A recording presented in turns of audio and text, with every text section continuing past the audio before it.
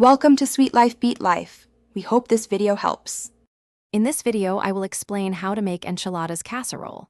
First, gather all your ingredients. You'll need about 12 corn or flour tortillas, 1.5 pounds of cooked protein like shredded chicken or ground beef, 2 cups of your favorite enchilada sauce, and 2 cups of shredded cheese. Preheat your oven to 375 degrees Fahrenheit. Cook and season your protein, ensuring it's ready for assembly. This preparation sets the stage for a delicious meal. Now, let's start layering. Begin by spreading about 1/4 of a cup of enchilada sauce on the bottom of a 9x 13-inch baking dish. This prevents sticking and adds flavor. Next, place 3 to 4 tortillas over the sauce, slightly overlapping them to cover the bottom. Then, add about 1/3 of your cooked protein, filling evenly over the tortillas, followed by a good sprinkle of shredded cheese.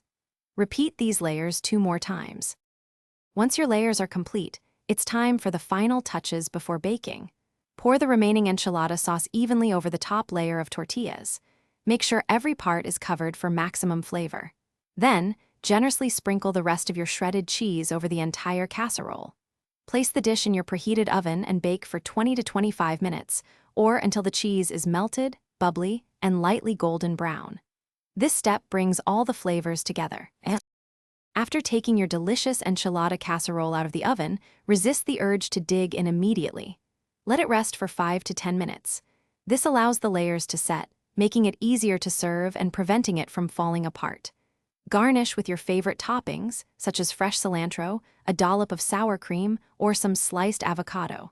Then, serve warm and savor every bite of your perfectly crafted enchilada casserole. Enjoy! Thanks for watching.